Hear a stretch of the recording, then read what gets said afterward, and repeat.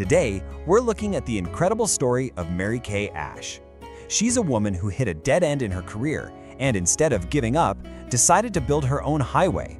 A highway paved, of course, in pink. It sounds like the start of a joke, doesn't it? But for Mary Kay Ash, this was, believe it or not, the absolute truth. Her story doesn't start with some brilliant lightning-in-a-bottle startup idea. Nope. It starts with the deep, gut-wrenching frustration of being told that just because she was a woman, she could only go so far. Okay, so let's get right into it. To really understand the empire she built, you have to understand the world Mary Kay came from. It was a world where she was an absolute star performer, but one where she was constantly and not so subtly reminded of her place. So picture this. By 1963, Mary Kay had already put in a quarter century in direct sales. And she was good. I mean, really good. A top earner, a natural. But there was this pattern, you see. Over and over again, when a promotion came up, she'd get passed over for a man. And here's the kicker, the part that would drive anyone crazy. She was often the one asked to train these very men who would then be promoted above her to become her boss. Well, at 45 years old, after one too many of those slights, she finally hit her breaking point. She was just done. She walked away from a career that was on paper successful, but in reality was just deeply, deeply unfulfilling. She was finished playing a game that was rigged against her. So what do you do when you retire out of pure frustration? If you're Mary Kay Ash, you don't go on vacation. You sit down at your kitchen table to write a book to help other women, and in the process, you accidentally create a revolutionary business plan.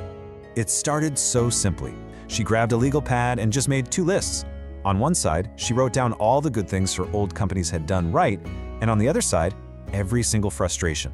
The unfairness, the lack of recognition, all of it. She thought she was just outlining a helpful book, but what was staring back at her from that page was the perfect blueprint for her dream company. She looked at this marketing plan, born from 25 years of real-world experience, and just thought, you know what, this could actually work.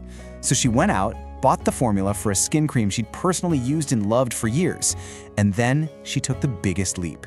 She invested her entire life savings, $5,000, and with her son Richard helping with the finances, she launched her company.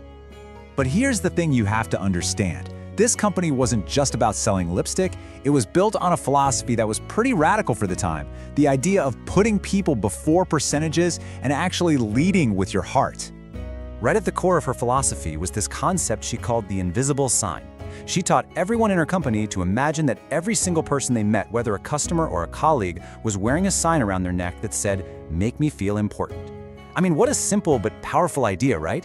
It totally changed the game, shifting the focus from making a hard sell to making a real human connection. And that idea was part of a much bigger picture. She built her whole business on the golden rule, on this belief that you could literally praise people to success.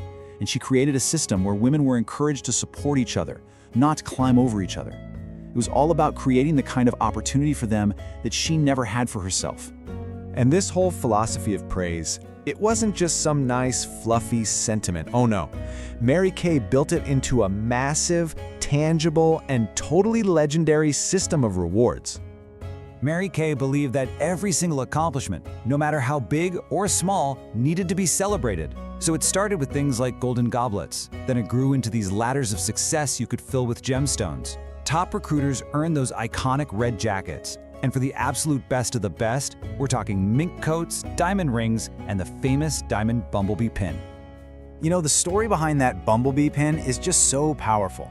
Mary Kay loved telling the story about how, according to the laws of aerodynamics, the bumblebee shouldn't even be able to fly. For her, that was the perfect metaphor for women who were constantly being told what they couldn't do, but who went out and achieved incredible things anyway. But of all the rewards, nothing, and I mean nothing, became more famous than the pink Cadillac. It was the ultimate symbol that you had made it. Today, that Mary Kay fleet of cars is valued at over $130 million. That makes it one of General Motors' single biggest commercial fleets. Just think about that. But as the company got bigger and more successful, a whole new kind of challenge popped up. Mary Kay was about to have to fight to protect the very culture that had made her company so special in the first place. So the company was just growing like crazy. To keep up, they bought their own manufacturing plant in '69. And then in '76, they went public on the New York Stock Exchange to get the capital to grow even more. But, you know, being a public company, well, that came with a price. And that price was pressure from shareholders who didn't always get the vision. The pressure from Wall Street really started to build. They started suggesting that, now that the company was more mature, maybe it was time to get rid of those silly pink Cadillacs and change them to a more serious corporate gray. Can you imagine? For Mary Kay, that was the last straw.